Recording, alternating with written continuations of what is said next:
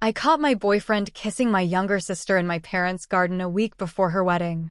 Trust, family, love, everything I thought was unshakable turned out to be built on sand. I endured betrayal by those who should have loved me most.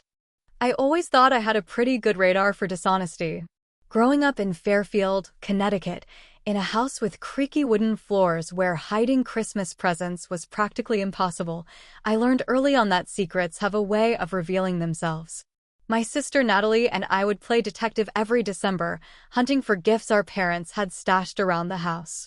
She was always better at finding them, more patient, more observant, or so I thought. Maybe that's why it took me so long to see what was happening right in front of me. As I sit here in my Boston apartment, the rain tapping against the window like an impatient visitor, I can trace back the first warning signs that something wasn't right between my sister and my boyfriend, Ryan. It was at my parents' anniversary dinner at Marcello's, that little Italian place in downtown Fairfield that Mom loves. Natalie had flown in from Chicago with her fiancé, James. Ryan and I drove up from Boston where we'd been living together for the past 2 years. It should have been a perfect evening, Mom's favorite restaurant, Dad's favorite wine, the family together for the first time in months. Yet something felt off. I noticed it when Ryan made a joke about his disastrous attempt at making lasagna the week before. It wasn't particularly funny, a self-deprecating story about setting off the smoke alarm, but Natalie's laughter seemed to fill the entire restaurant. Her eyes stayed on him a beat too long, her hand touching his arm as she tried to catch her breath between giggles. In that moment, it felt like they were sharing something more than just a laugh at a bad joke. Throughout dinner, she found reasons to lean across the table toward him, to ask him questions directly rather than addressing both of us. When we moved to the lounge area for dessert, she somehow ended up sitting next to him on the small sofa while I perched on a bar stool nearby. The drive back to my parents' house was quiet. When I finally asked Ryan if he'd noticed anything strange about how Natalie was acting, he looked at me with genuine confusion. He told me she was just being friendly, that she was probably excited about her upcoming wedding and in a good mood. He said I was reading too much into normal family interactions, that I was being paranoid. I wanted to believe him. After all, what was the alternative? That my sister, engaged to be married in 3 months, was flirting with my boyfriend? That Ryan, who had talked about our future together, was receptive to it? The thought was too painful, too ridiculous to consider. That night, as Ryan slept peacefully beside me in my childhood bedroom, I stared at the glow-in-the-dark stars on my ceiling and told myself I was letting my imagination run wild. This was Natalie, my little sister who had cried when I left for college, who called me for advice about everything from career moves to what shoes to wear with her graduation dress. And this was Ryan, steady, reliable Ryan who had held my hand through Dad's health scare last year, and who knew exactly how to comfort me after a hard day at work. I convinced myself I was being irrational. But in the quiet darkness of that room, surrounded by relics of my childhood, a small voice inside me wouldn't be silenced. Something wasn't right, and pretending otherwise wouldn't make that feeling go away. Over the next few weeks, I started noticing patterns. Whenever we visited my parents' house, Natalie found ways to position herself next to Ryan. At dinner, she'd take the seat beside him. During family game nights, she'd somehow end up on his team. If we watched a movie, she'd claim the spot on the couch next to him before I could get there. Each time I tried to tell myself I was imagining things. Each time that small voice grew a little louder. The breaking point came at my parents' 4th of July barbecue. The backyard was decked out in red, white, and blue, with Mom's famous potato salad and Dad at the grill. Cousins, aunts, uncles, and neighbors filled the space with laughter and conversation. I was helping Mom bring out more drinks when I realized I hadn't seen Ryan for a while. I found him and Natalie behind the garden shed, standing close together. They weren't touching, but there was an intimacy to their posture, their heads bent toward each other in deep conversation. When I called out, they jumped apart like I'd caught them doing something wrong. Ryan's explanation came too quickly, too rehearsed. He said Natalie was asking his advice about wedding details, wanting to surprise James with something special. Natalie nodded along, but her cheeks were flushed, and she couldn't quite meet my eyes. That night, I confronted Ryan in our hotel room. I laid out everything I'd observed, the lingering glances, the constant proximity, the secret conversations. His denial was immediate and forceful. He accused me of creating problems where none existed, of being jealous of my own sister's happiness, of not trusting him despite 2 years together. Our argument escalated, voices rising then falling to angry whispers as we remembered the thin hotel walls. Ryan insisted I was being paranoid and irrational. He reminded me that Natalie was getting married soon, that she loved James, that the very suggestion of impropriety between them was insulting to both him and my sister. I wanted to believe him. Part of me still did. But another part, the part that had noticed every touch, every glance, every manufactured coincidence, couldn't let it go. I asked him to be more mindful of boundaries with Natalie, to create some distance. He agreed, but with a reluctance that left me feeling like the villain in our relationship. We went to bed without resolving anything, the tension between us like a third presence in the room. As I listened to Ryan's breathing slowly even out into sleep, I felt more alone than I had in years. My mind kept replaying moments, analyzing them from every angle, wondering if I was seeing problems that weren't there or ignoring red flags that were waving right in front of me. After a sleepless night, I decided I needed to talk to Natalie directly. I invited her to meet me at Riverbank Coffee, a quiet cafe downtown where we used to study together during her high school years. She arrived looking radiant in a sundress, her engagement ring catching the light as she waved to me from the entrance. As we settled in with our drinks, she bubbled over with wedding talk, the flowers she'd chosen, the band they'd hired, the honeymoon plans to Costa Rica. I listened, nodding and smiling, trying to find the courage to broach the real reason for our meeting. Finally, during a lull in her excited monologue about table settings, I took a deep breath and told her I'd noticed something concerning. I described how I felt about her interactions with Ryan, trying to keep my voice steady and non-accusatory. I told her it made me uncomfortable and asked if she was aware of how her behavior might be perceived. The shock on her face seemed genuine at first. Then it morphed into something harder, more defensive. She denied everything, her voice rising with each word. She accused me of being insecure, of trying to make her wedding preparations about me, of always needing to be the center of attention even when it was finally her time to shine. Other customers turned to stare as our conversation devolved into an argument. Natalie's eyes filled with tears as she demanded to know how I could think so little of her, how I could accuse her of such betrayal when she had always looked up to me.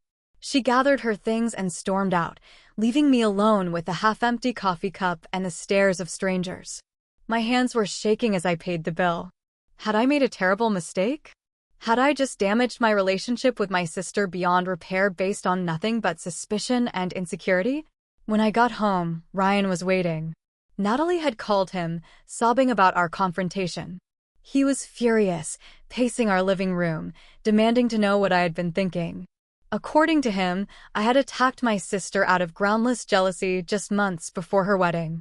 He made me feel crazy, paranoid, like I was the one creating problems in a perfectly normal situation. That night was the first time I seriously considered whether I might be wrong, not just about Natalie and Ryan, but about my ability to read situations accurately. Maybe I was projecting insecurities onto innocent interactions. Maybe I needed help. The fallout from my confrontation with Natalie was swift and severe. She told our parents her version of events, that I had accused her of trying to steal my boyfriend out of jealousy over her upcoming wedding. Mom called me that evening, her disappointment evident in every syllable. She reminded me that this was supposed to be a happy time for our family, that Natalie had always idolized me, and that my accusations were not only false but cruel. Dad got on the phone too, his normally jovial voice uncharacteristically stern as he told me I needed to apologize to my sister. Neither of them seemed interested in hearing my side of the story. The narrative had already been established. I was the jealous older sister trying to ruin Natalie's moment. The next few weeks were filled with strained phone calls and avoided family dinners. Natalie stopped speaking to me entirely. Ryan and I walked on eggshells around each other, the trust between us eroding a little more each day. My parents' messages became increasingly focused on the wedding and my role as a bridesmaid, as if ignoring the conflict might make it disappear. I started having nightmares about the wedding, standing at the altar while everyone in the church stared at me with accusation in their eyes, watching helplessly as Ryan and Natalie exchanged vows instead of her and James. I would wake up sweating, heart racing, Ryan sleeping peacefully beside me, oblivious to my turmoil. As the wedding approached, the pressure to reconcile with Natalie intensified. My mother insisted I needed to visit home to try to patch things up, to finalize bridesmaid details, to be part of the family again. After weeks of this, I finally agreed to come home the weekend before the wedding. Ryan decided to come with me, ostensibly to support me through the difficult reunion. In retrospect, I should have recognized his eagerness for what it was. But I was so focused on how to face my sister and parents that I missed the signs right in front of me. The moment that changed everything came on a warm evening in August, exactly 1 week before Natalie's wedding. I had arrived at my parents' house that afternoon, prepared for an uncomfortable reconciliation attempt. The house was empty when we arrived. Mom and Dad had gone to pick up Natalie from a final dress fitting, leaving a note saying they'd be back for dinner. Ryan and I unpacked in silence, the tension between us thick enough to cut with a knife. He suggested a walk to clear our heads before everyone returned. I declined, wanting a moment alone with my thoughts, so he went out by himself. About an hour later, I heard voices in the backyard, quiet, intimate sounds that didn't match my parents' usual boisterous entrances. Curious, I moved to the kitchen window that overlooked the garden. What I saw there forever shattered the world as I knew it. Ryan and Natalie were locked in an embrace by the old oak tree, their lips pressed together, his hands tangled in her hair. They weren't just kissing, they were kissing like lovers who had done this many times before, comfortable and passionate in equal measure. The sound that escaped me wasn't voluntary, a gasp that turned into a cry of pain. They sprang apart, their faces masks of shock and guilt as they spotted me in the window. I turned and ran upstairs, my body moving on autopilot while my mind struggled to process what I'd just witnessed. They followed me, their footsteps pounding on the stairs, their voices calling my name with increasing desperation. I locked myself in the bathroom, sliding down against the door as their excuses filtered through the wood. Ryan claimed it was a mistake, a momentary lapse of judgment. Natalie swore it had never happened before, that she had just been emotional about the wedding. Their lies were absurd, transparent, insulting to my intelligence and to the evidence of my own eyes. I sat there, numb with shock, as their pleas eventually faded into whispered arguments with each other. Through the fog of betrayal, one thought emerged with perfect clarity. I needed to get away from these people who had shattered every trust one had placed in them. When I finally emerged from the bathroom, the house was quiet. I packed my bag quickly, wrote a brief note to my parents explaining that I had seen Natalie and Ryan together, and called a rideshare to take me to a hotel in the next town over. As the car pulled away from my childhood home, I turned off my phone, cutting the last line of communication with the people who had betrayed me so completely. The next 3 days passed in a blur of pain and disbelief. I stayed in my hotel room, ordering room service when I remembered to eat, sleeping fitfully when exhaustion overtook me. My phone remained off, a silent brick on the nightstand. I couldn't bear to hear the excuses, the justifications, the pleas for forgiveness that I knew would be waiting when I turned it on. On the third day, I finally powered up my phone. The notifications flooded in immediately. Missed calls from Ryan, Natalie, my parents, even James. Dozens of text messages and voicemails, their urgency increasing with each unanswered attempt. I ignored them all except for a text from James asking if we could meet. Something about his message seemed different from the others, less frantic, more measured. I agreed to see him that afternoon at a quiet bar near my hotel. When I arrived, James was already there, nursing a beer at a corner table. He looked tired, the kind of bone-deep weariness that comes from having your world turned upside down. As I sat down across from him, I realized I had no idea what to say. How do you start a conversation with the man whose fiancée had been cheating on him with your boyfriend? He spoke first, asking simply what I had seen. No accusations, no anger directed at me, Just a straightforward question from someone seeking the truth. I told him everything, not just what I had witnessed in the garden, but all the small moments that had led up to it, the suspicions I'd had and dismissed, the confrontations that had made me doubt my own sanity.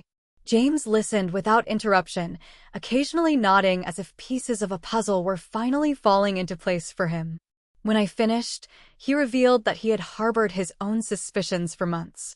He had noticed changes in Natalie's behavior, discovered text messages that she couldn't properly explain, sensed a distance growing between them even as they planned their wedding. We sat there, two people bound by a shared betrayal, comparing notes like detectives trying to solve a case that had already broken our hearts. As our conversation continued, a moral dilemma crystallized before me. What happens now?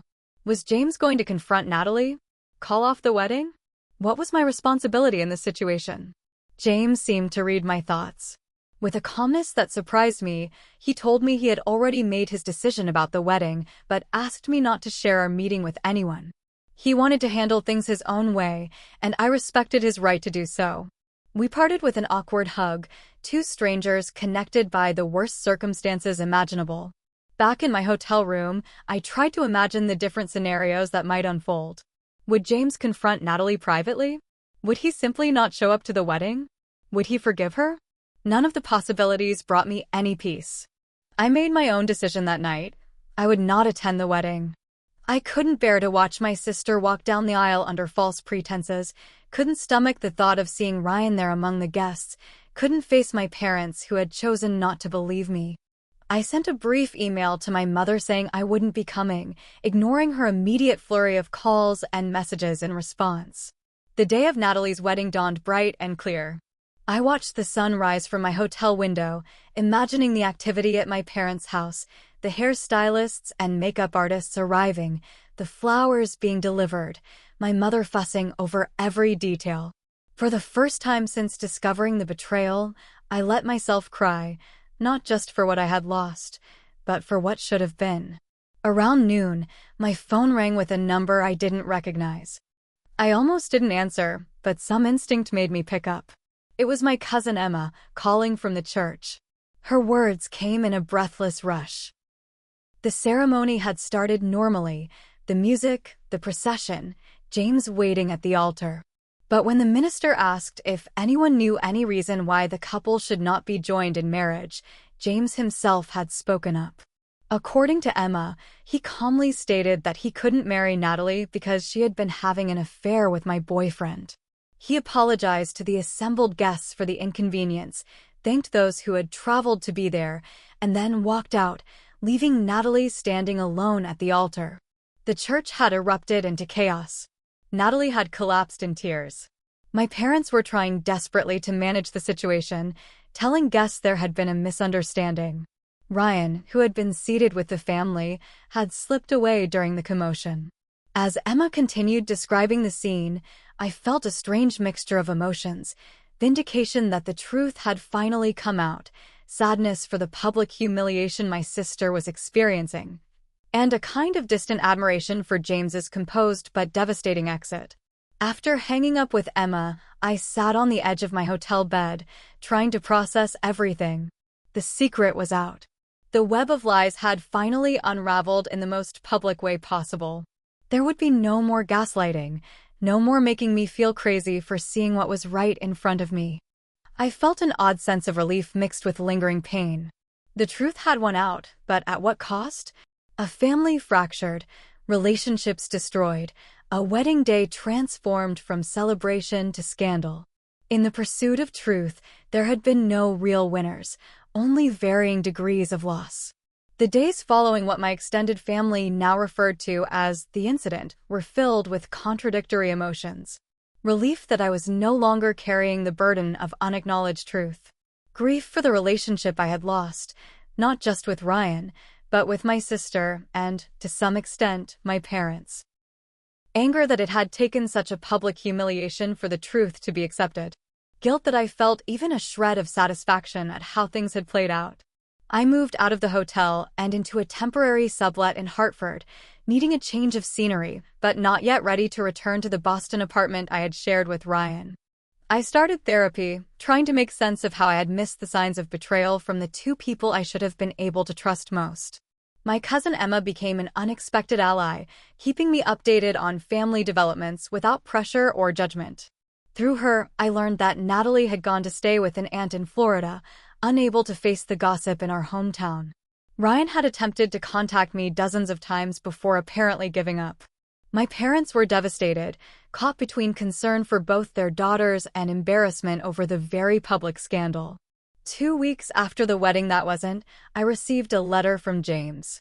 He explained that he had known about Natalie and Ryan's affair for weeks before the wedding. A friend had seen them together in Chicago and sent him photos. He had been planning to confront Natalie privately, but after learning how she and Ryan had made me doubt my own perception of reality, he decided a public reckoning was more appropriate. He apologized if his decision had made things harder for me, but said he couldn't let them get away with what they had done to both of us.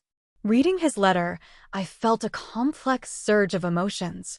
What James had done was dramatic, even harsh, but there was a kind of justice in it too. Natalie and Ryan had carried on their affair in the shadows, gaslighting me whenever I caught glimpses of it. Perhaps it was fitting that the truth had finally emerged in the most public way possible.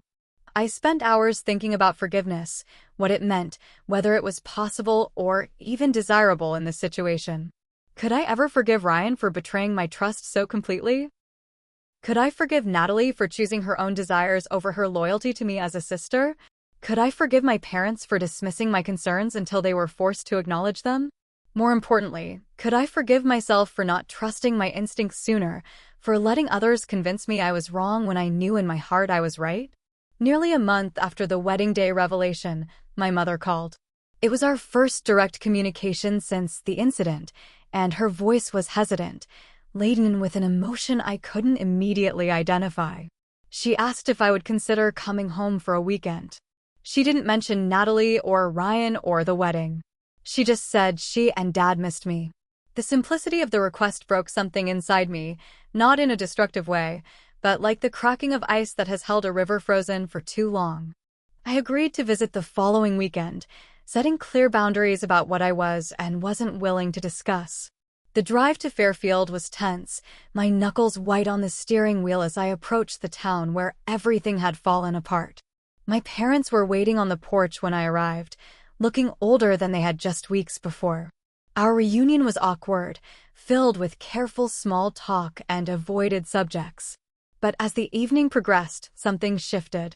Over dinner, my father finally acknowledged what they had failed to see, the warning signs, my justified concerns, the truth that had been hiding in plain sight. My mother, through tears, apologized for not believing me, for making me feel like I was the problem when I had been right all along. Their acknowledgement didn't instantly heal the wound, but it was a start. We talked late into the night, working through painful truths and beginning the slow process of rebuilding trust. They told me Natalie had admitted the affair had been going on for months. She was still in Florida, apparently too ashamed to face the family or return to Chicago where memories of James awaited. I didn't ask about Ryan, and they didn't volunteer information.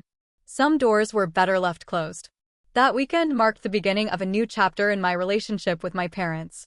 The blind trust of childhood was gone, replaced by something more measured, more honest, and ultimately more adult. They had failed me, and they knew it. I had survived without them, and they knew that too. Whatever came next would be built on a more realistic foundation. 6 months after the incident, I was finally beginning to feel like myself again. I had moved to a new apartment in Boston, started a different job, made new friends who knew nothing of my family drama. The pain hadn't disappeared, but it had changed form, less like an open wound and more like a scar that ached only when the weather changed. I had limited contact with my parents, monthly phone calls, and occasional visits that were carefully choreographed to avoid triggering topics. Natalie remained in Florida, her communication with me non-existent save for a single letter that I had read once and then stored away, unsure if I would ever be ready to truly engage with her apology. Ryan's attempts to contact me had eventually stopped. According to mutual friends, he had moved to Seattle, starting fresh just as I had. James and I exchanged occasional emails, brief, friendly messages that acknowledged our unique connection without dwelling on its origin.